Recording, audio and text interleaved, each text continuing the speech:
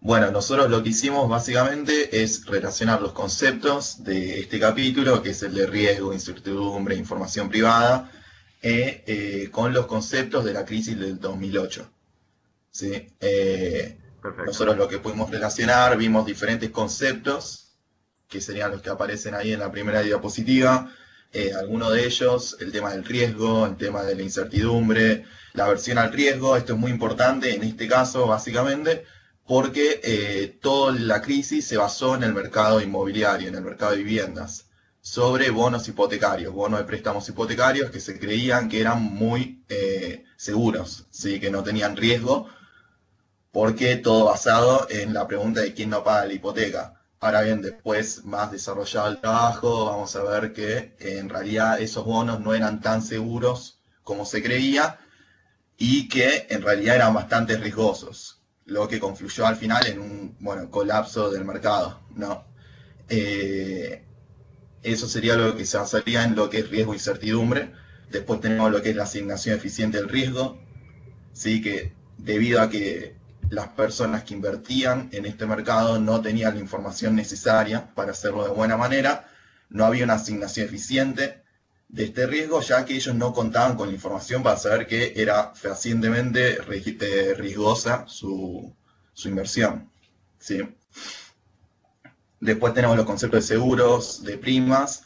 El seguro en este caso no sería como lo que vimos en el capítulo, sería una especie de seguro, sí, que es el tema de los swaps, que es básicamente lo que se creó para apostar en contra de estos bonos.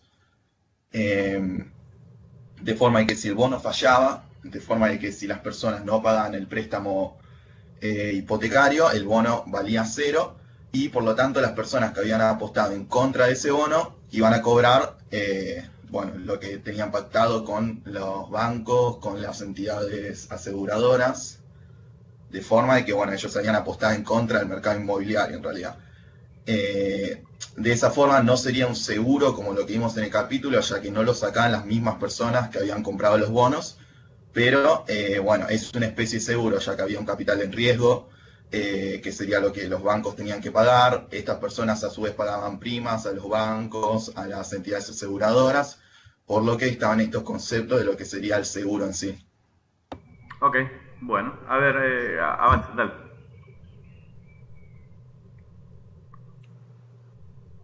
Eh, no sé, Joaquín, ¿querés Sí, seguir sí. vos?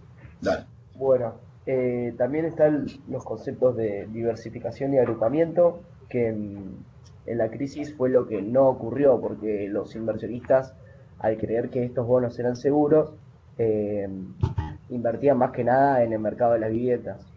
Y la diversificación dice, el concepto dice que los inversores invierten en muchas cosas, en, en diferentes cosas, para así reducir la probabilidad de perder todo, porque si vos invertís en un lugar, solamente en un único lugar, si invertís en una empresa y si esa empresa quiebra, se perdiste todo. En cambio, es más conveniente invertir en muchas empresas.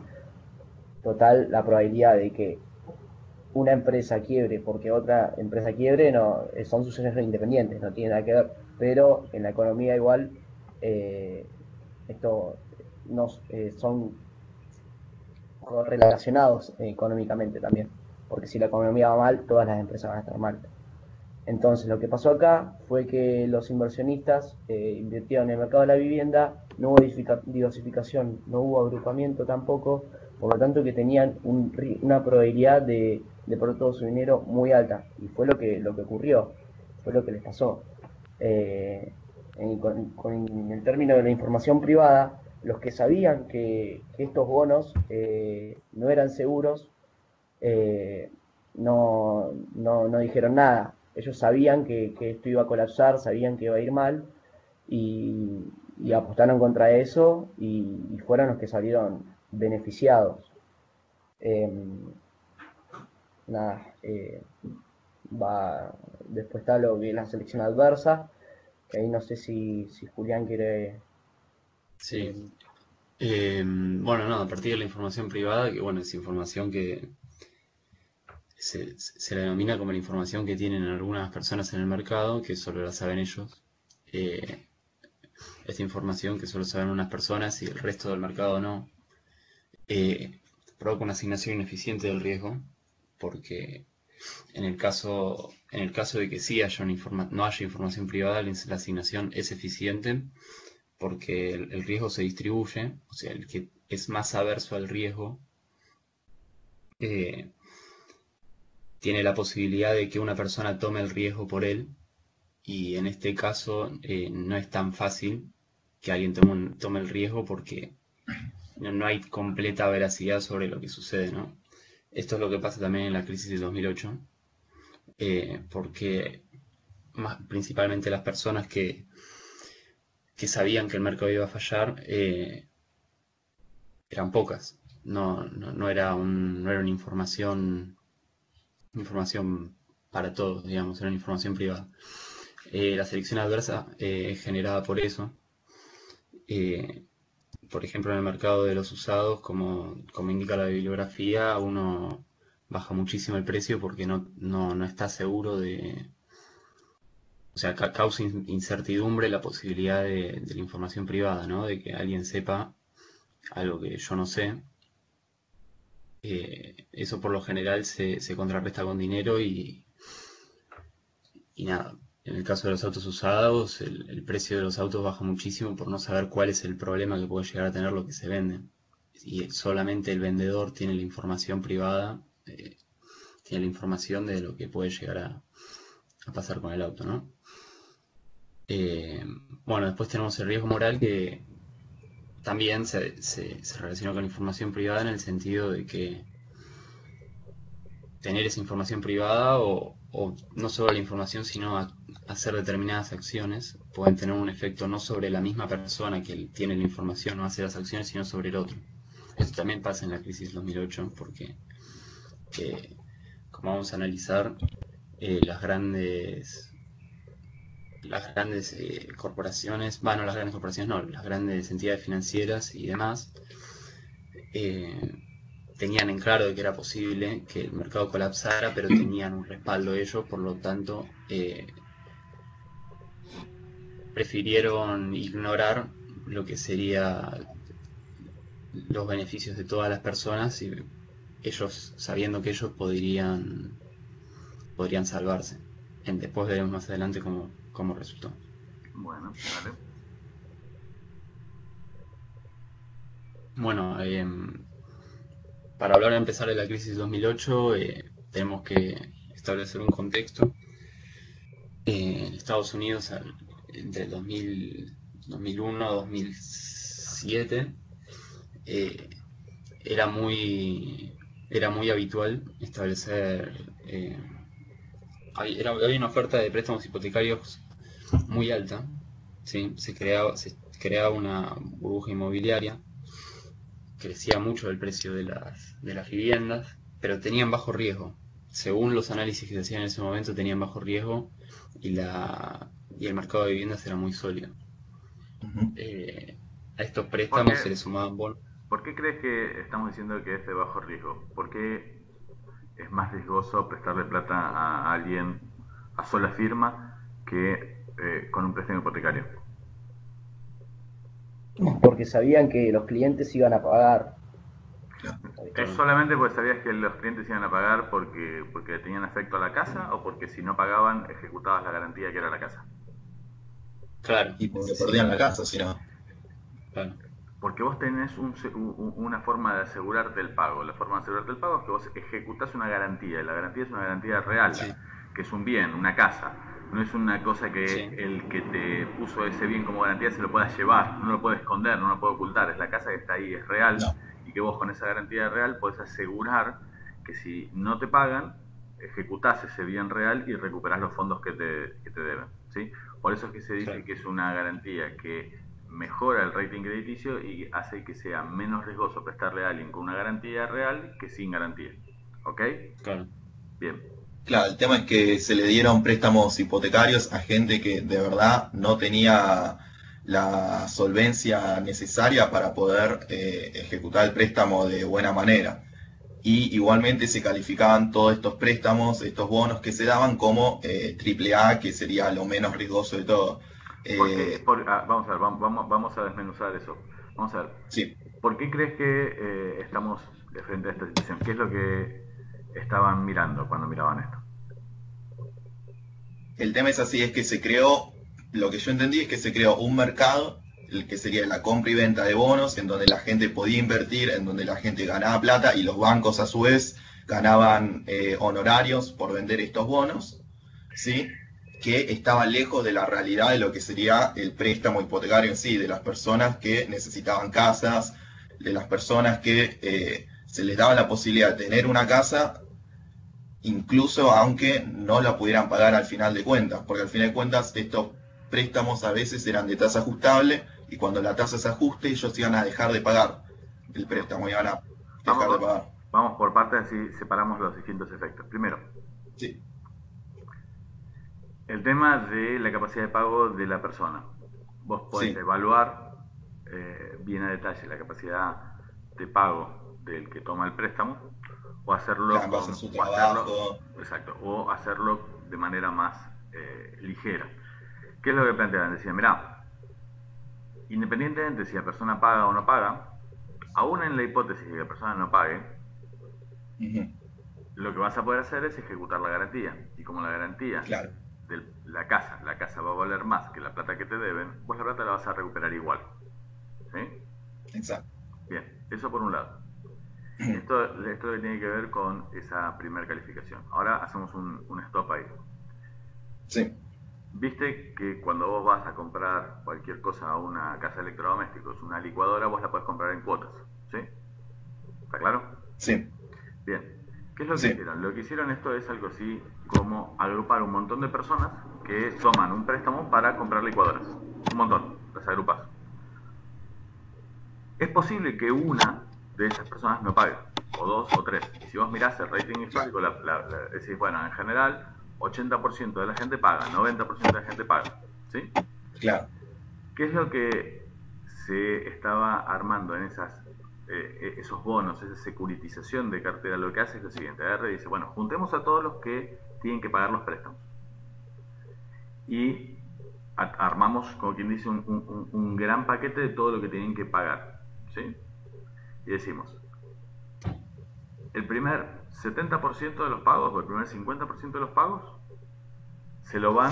toda la plata que entre, se la vamos a pagar a los tenedores del título A.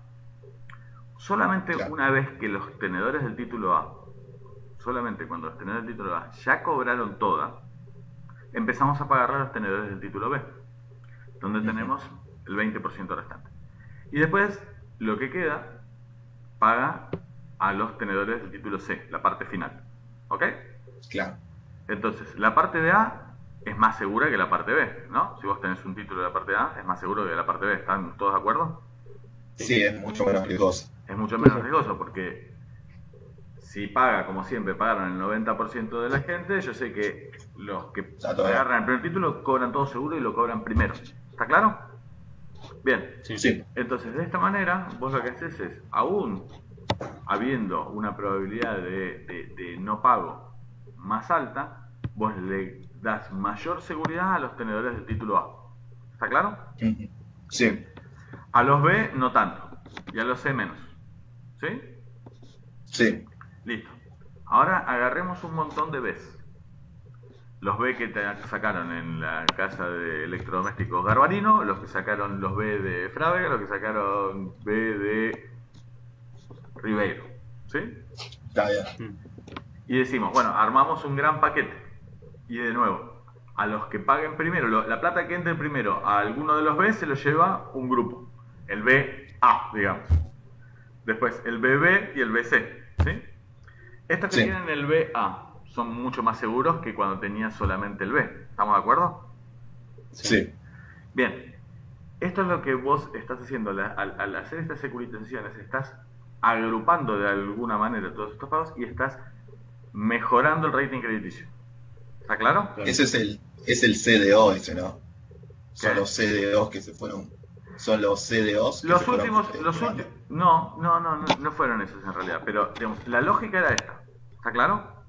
¿Sí? Claro. Bien, Perfecto. entonces de esa manera los bonos estos permiten de alguna manera tener un instrumento mucho más seguro que vos te quedes solamente con haberle prestado vos solo a una persona para que se compre una casa. Porque ahí vos te comes todo el riesgo. Si la persona esta paga, todo bien. Si la persona no paga, te comiste el riesgo entero. Al Claro. vos tener Sí, digamos que es un tipo una de cuota aparte, diversificación. claro, al vos comprar una cuota aparte de un montón de hipotecas, claro, tienen que fallar un montón de personas de manera simultánea. ¿Está claro? Claro. Disminuye ese riesgo. Bien. Entonces, estas son las razones que fundamentan esta calificación de bajo riesgo de este tipo de instrumentos. Obviamente, después puede llegar a haber abusos de este tipo de situaciones, y esto es lo que fue pasando. Pero el Claro. origen de esto, la primera organización de esto tiene que ver con eso que estamos ahí. Hay ciertos elementos aparte que tienen que ver con si es independiente que Juan, Pedro o María te paguen o no te paguen el préstamo hipotecario, o si hay una correlación entre ambos sucesos, ¿sí? Entre los distintos sucesos. No, claro, en realidad están Esta- correlacionados. Ahí, obviamente, en una situación normal, la situación es normal y que una persona no pague es independiente que no pague la otra persona. Ahora, si hay una crisis económica muy, muy fuerte, puede Claro. ser que esto afecte a varias personas de manera simultánea. ¿Está claro? Claro. Claro. Bien, ahora Sí, vamos a sí. avanzar y seguramente nos vamos a encontrar con otros elementos. Continúa, Nicolás. Va, eras vos, Nicolás, el que hablaba, ¿no? Sí, estaba hablando yo. No sé Dale. si alguno de los chicos quiere. Estabas ahí, habías pasado los primeros puntos, estabas en el aumento de riesgo no detectado en préstamos hipotecarios. Claro. Contame, ¿cómo sigue? Sí, Eh, no sé bueno, quién. ¿querés hablar vos, Julián? ¿Habla vos? Yo hablo. Sí, como quieran. Bueno, nada, el aumento de riesgo se genera porque la Reserva Federal aumenta el interés. Es como que detecta, de alguna manera, eh, que es posible que no se paguen. O sea, detecta la mala calificación, digamos, de los BB, de los tipos de préstamo. Entonces aumenta el interés.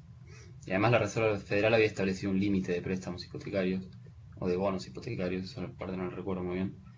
Eh, con lo cual eleva el interés y algunos préstamos se hacen impagables para los clientes que los habían pedido, ¿no? Obviamente que aumente el interés y sea más difícil pagar un préstamo hace mucho más riesgoso el mercado de los bonos, ¿no? Porque que un préstamo no lo puedan pagar significa que los bonos valen cero, básicamente, porque los bonos juegan con el interés de los préstamos. Eh, Al haber un Bueno, aumento de riesgo, A ver, eh, vamos por partes. Así de nuevo voy aprovechando como para aclararle algunos temas y de paso aclarar conceptos que están atrás. Vos lo que tenés es, eso excede lo que es micro, lo van a ver ustedes cuando macro.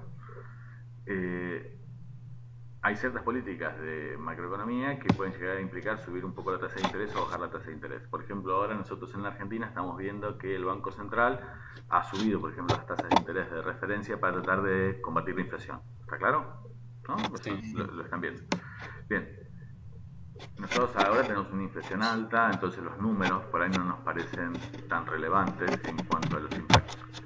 Realmente en Estados Unidos había habido durante mucho tiempo una tasa de interés de referencia realmente muy muy baja. ¿Sí? sí, había 2%. visto que era el 1% y se Sí. convirtió en el 5%. Cada 1%, 2%, depende del momento y demás, y depende de cuál sea el instrumento que vos usas. Al momento de mirar esto en el préstamo hipotecario, las personas pagaban un 3%, un 4%, y de pronto te subió, ponele, si vos estabas pagando el 3%, pasaste a pagar el 6%. La verdad es que pagar el 6% sigue siendo una tasa baja, ¿ok?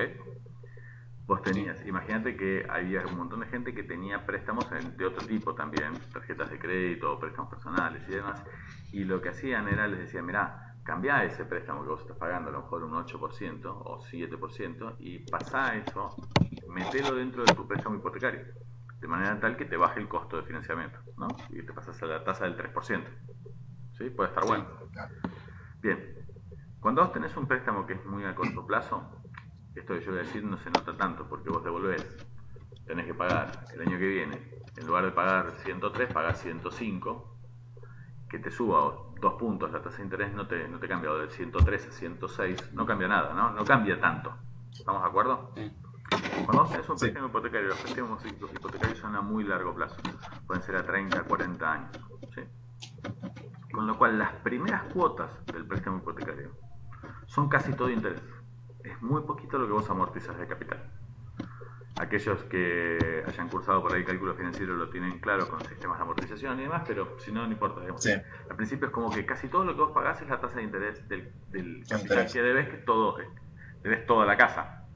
¿Entendés? O sea, no amortizás nada de capital.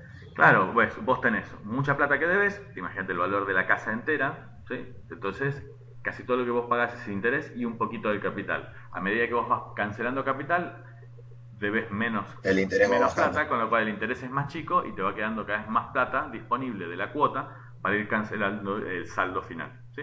Así distribuyen como y la cuota siempre constante. Claro, como para que vos tengas siempre una cuota constante, porque vos tenés un sueldo mensual contra lo cual vas operando, digamos, no es que vos tenés más plata al principio y menos plata después, vos siempre tenés tanta plata por mes disponible. Siempre lo sé.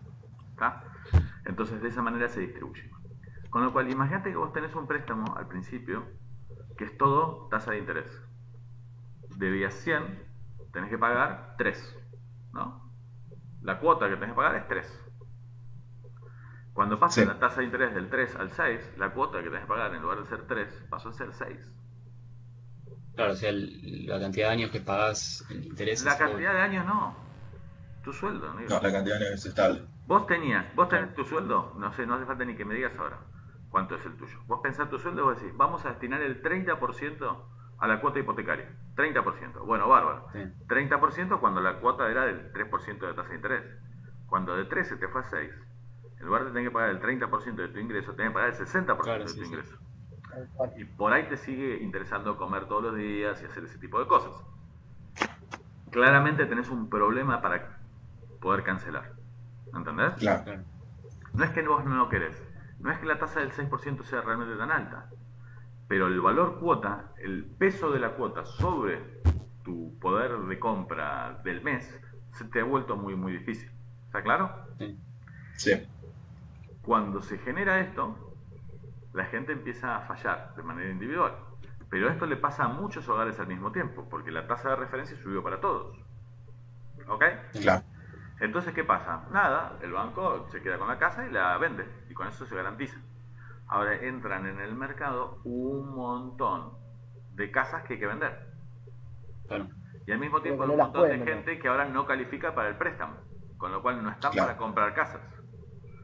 Cae la demanda de casas, sube la oferta de casas. ¿Qué pasa con el precio de las casas? Si vos achicás la demanda y subís la oferta, ¿qué pasa? Cae el precio. Entonces, antes la casa cubría el 100% del préstamo. Ahora de pronto la casa empezó a cubrir el 70% del préstamo. Ya ni siquiera alcanza el valor de la casa para cancelar el valor de la deuda. ¿Ok? Claro, el crédito de vos tenés muy poco. Bien. Por eso estamos diciendo esto, digamos. Y ahí está el tema de los seguros contra el default, los credit default swap. ¿Qué es eso? ¿Qué entendieron ustedes que es eso? No sé si alguno quiere explicarlo. Lo que se entendió es que lo que yo prácticamente entendí fue que las mismas entidades, está el ejemplo de Lehman Brothers, que era, esa entidad financiera otorgaba préstamos, pero ¿qué hacían los 6, 7 personas que manejaban Lehman Brothers? Habían contratado un seguro para ir en contra de los propios bonos que ellos vendían. O también estaba el caso de Goldman Sachs también, que ellos entregaban bonos, estos famosos CDO con bajo riesgo, pero ¿qué pasaba? Ellos contrataban un seguro para ir en contra de estos bonos.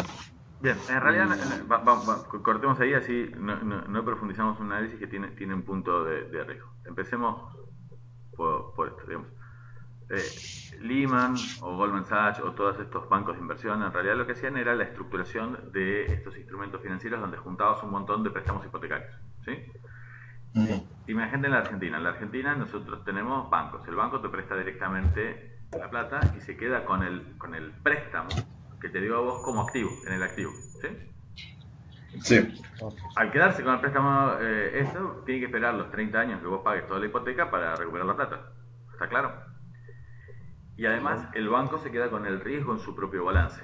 Hay una forma de securitización de cartera que es agarro todos los préstamos que yo como banco tengo, los agrupo y salgo al mercado y los vendo y hago una obligación negociable, algún título, y gente de otros mercados financieros me pueden prestar plata a cambio de participación en esos títulos. Yo me saco, es como Garbarino, se saca todos los deudores de licuadoras y los vende y habrá alguien en el mercado financiero que le compra eso y le da la plata, le da el capital de trabajo para qué, para comprar más licuadoras, para vender más licuadoras. ¿Está claro? claro. Los bancos lo que hacen es, se sacan el riesgo de esa manera. Goldman Sachs, Lehman o todos estos lo que hacían era eran banco de inversión y estructuraban estos instrumentos financieros para colocarlos en el mercado. Se dedicaban a este tipo de inversiones. Sí, lo mismo que venían haciendo hace muchísimo tiempo. Claro. Lo colocan. Claramente hay, tanto en la parte de los bancos como en la parte de las propias compañías que estructuraban esto, puede agarrar y decir, mira, existen ciertos riesgos. Podríamos tratar de asegurarnos que ese riesgo, si llega a haber un fallo, haya una compañía aseguradora que nos cubra. ¿Sí? Es una forma de disminuir el riesgo. ¿Sí? Imagínate, yo te presto plata a vos y te hago firmar a vos, de alguna manera, un seguro, o lo firmo, o compro yo un seguro que si vos no me pagás, la compañía aseguradora me paga todo o una parte. Es una forma de achicar mi riesgo, ¿no? ¿Está claro? Claro. Yo me aseguro contra un posible riesgo. Esos son los credit default swap. Vos comprás de alguna manera y entonces trasladás el riesgo de default del que tenía el riesgo, del que se había comprado el riesgo, el banco que se había quedado con el riesgo, agarra y lo aseguraba y se lo trasladaba a la aseguradora. ¿Sí? Sí. ¿Sí? No es que vos estás yendo en contra porque estás, digamos, todo el mundo siempre permanentemente cuando vos compras una acción, la compras porque estás especulando que vos crees que esta acción, si vos compraste una acción, crees que vale más que la plata que estás poniendo, si no te quedarías con los billetes. Y el que está vendiendo, para el que está vendiendo valen más los billetes que la acción, por eso agarra los billetes y suelta la acción. Permanentemente está esta acción. Esto de ir a favor o en contra tiene que ver con eso, es cómo percibimos nosotros el riesgo de un lado o del otro. ¿Sí? Claro, el tema es que en este caso se está apostando contra lo que serían los préstamos en sí, por lo que si tenían razón y los bonos pasan a valer cero, ¿no? Era que mucha gente no iba a pagar y mucha gente se iba a quedar sin casas, en este caso en especial. Pero lo que estaban tratando de hacer era decir, mirá, estamos muy expuestos en este negocio. Si llega a fallar, Claro. tengo que tener una cobertura. Claro, para totalmente. Porque si no quiebro, me quedo fuera. Y lo que pasó fue que Lehman Brothers quebró, Exactamente. pero el dueño de Lehman Brothers, no sé, si mal no estoy errado, se llevó bastante plata por estos seguros Perdió, o swaps. perdió un banco de inversión, uno de los bancos de inversión más grandes del mundo. Perdió uno de los negocios multimillonarios más grandes del mundo. No ganó, perdió. Pero él no se llevó plata personal. Sí, está bien, pero te puedo asegurar que se iba a llevar mucha más plata personal si le iba bien que si le iba mal. Y bueno, pero para antes que salga negativo, algo se llevó. Sí, pero cuando vos ese algo es mucho menos que lo que podría sacarte, no Y es si sos un necesariamente algo. multimillonario, obvio que vas a pensar así. Pero bueno, Es el caso. Vamos a ver. Repasemos un poquito. ¿Cuáles son los conceptos que nosotros tenemos? ¿Cuántas diapositivas más tienen?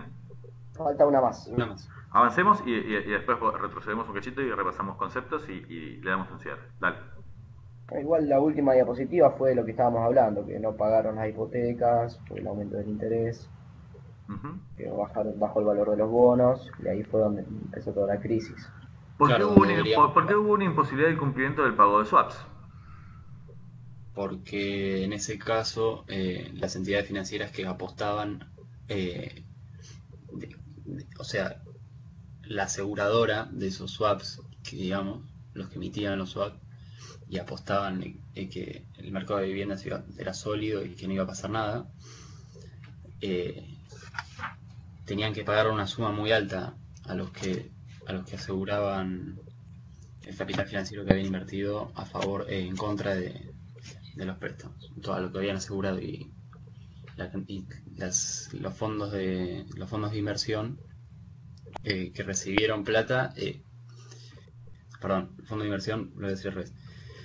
Las entidades financieras, los grandes bancos que dieron los swaps, no pudieron llegar a pagar la cantidad de dinero que tenían que pagar porque era muchísima. O sea, para ellos había muy poco riesgo en el momento de hacer los swaps. Estaban casi seguros de que los swaps iban a ser en favor de ellos. Claramente habían hecho una mala evaluación de los riesgos. Claro, claro. Por Bueno, eso hubo una ¿y qué imposibilidad de quiebren? ¿Cuál es cumplimiento, el ¿no? problema? Es un negocio entre privados. Yo creo que tal cosa, vos crees que tal otra. Y si yo no te pago, Claro. me quebraré y vos cobrarás lo que me puedas cobrar, y lo que no, es un problema entre privados. ¿Cuál es el problema de eso?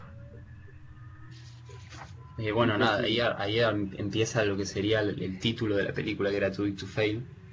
Así lo analizamos nosotros, quizás que ¿Y qué es Too Big to Fail?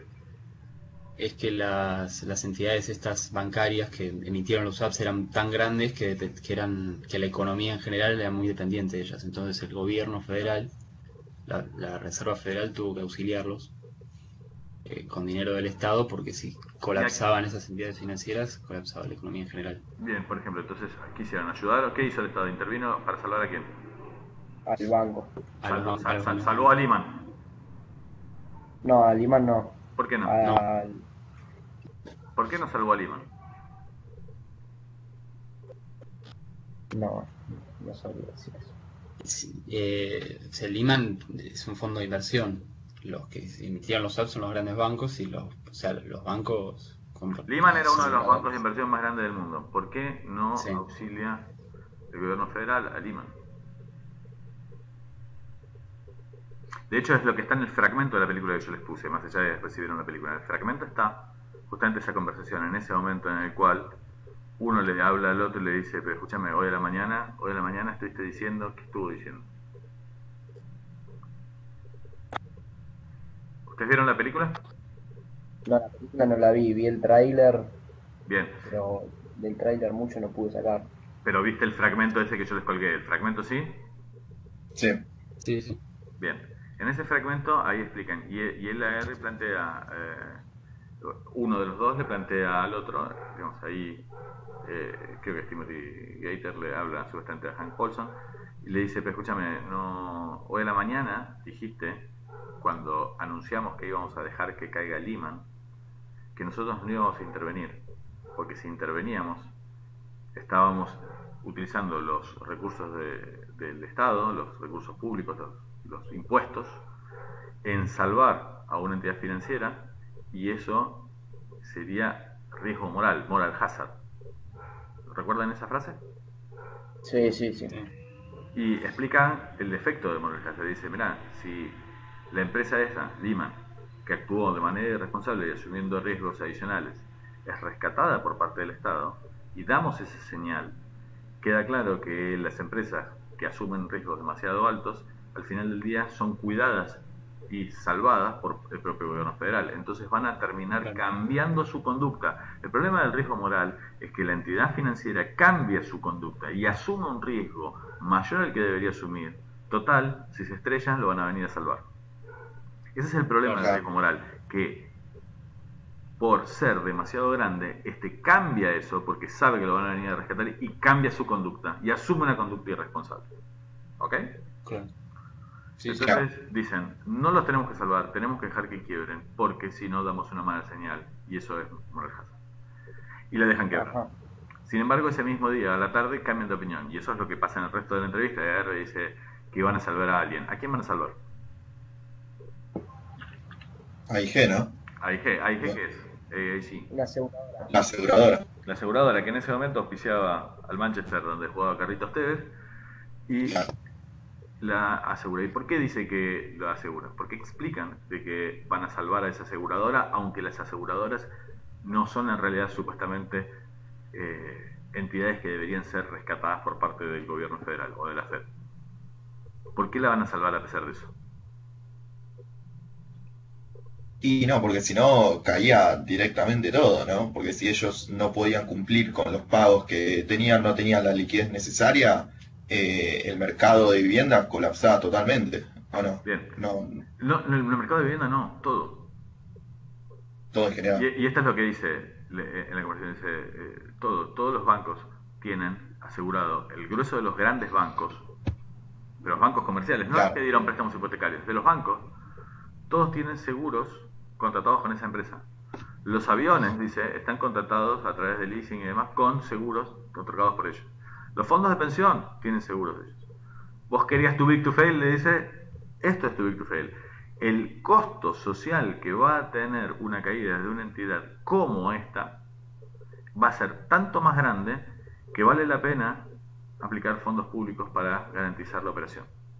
Y aparte claro, le porque dice otra todo cosa más. dependía de que ellos paguen. Exactamente, y aparte dicen otra cosa más, dice, Claro, AIG es una compañía aseguradora que tiene los activos, los tiene, están ahí. El problema es que en este momento no los puede hacer líquidos. ¿Por qué? Por la crisis financiera que hay.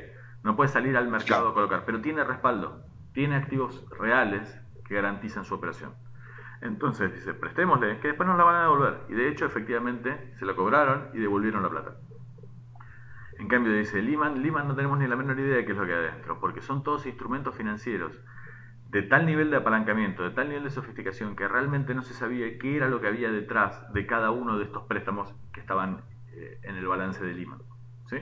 Claro, está muy Porque, lejos de la por- realidad. claro, porque no eran los préstamos hipotecarios. No era el primer paquete Era, de préstamos hipotecarios. Era un paquete hecho de paquetes, de paquetes, de paquetes, construido después en un fondo común de inversión que tiene un montón de paquetes de estos. Era demasiado eso eran difícil. los sintéticos y todas esas cosas. Exactamente. Entonces dice, la verdad que no tenemos ni la menor idea de lo que había en Lehman. Y es un negocio privado que se lo banque, es riesgo puro, es de ellos. Nosotros no vamos a poder Claro, Sí, hacer nada para es una salvarlo. todo tiene apuesta, que ver ¿no? con el riesgo. Ahora, lo que sí nosotros no Claro. podemos permitir es esto. Último detalle que yo les voy a decir. Argentina, año 2001, la crisis. La crisis tenía que ver con la incapacidad de ciertos bancos, no del gobierno nacional, sino de ciertos bancos, de responder ante una corrida bancaria donde iban a sacar los depósitos, de devolver en efectivo los depósitos. Esas entidades financieras eran tres en particular las que estaban más expuestas. El Banco Nación, el Banco de la Provincia de Buenos Aires y el Banco de Galicia. Y la decisión del gobierno argentino en ese momento fue decidir hacer el corralito al principio, es decir, que nadie pueda extraer fondos del sistema financiero para que quede dentro del sistema financiero, justamente porque no había posibilidades de darle un préstamo desde el Banco Central dando liquidez a esos bancos, porque no es que fueran bancos insolventes.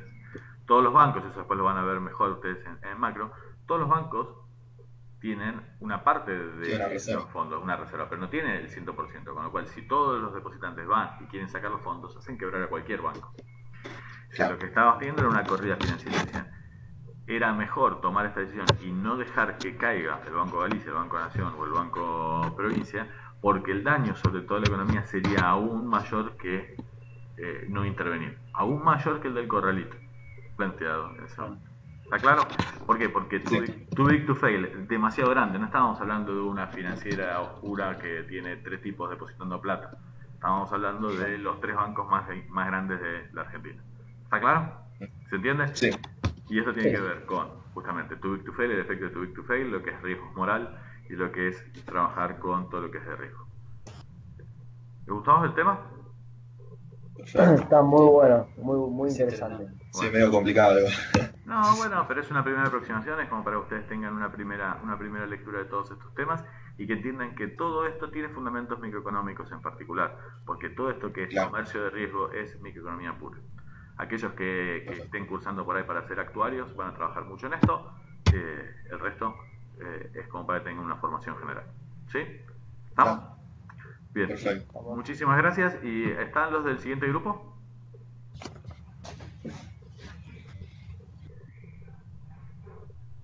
Hola chicos. ¿Cuál es el grupo que sigue?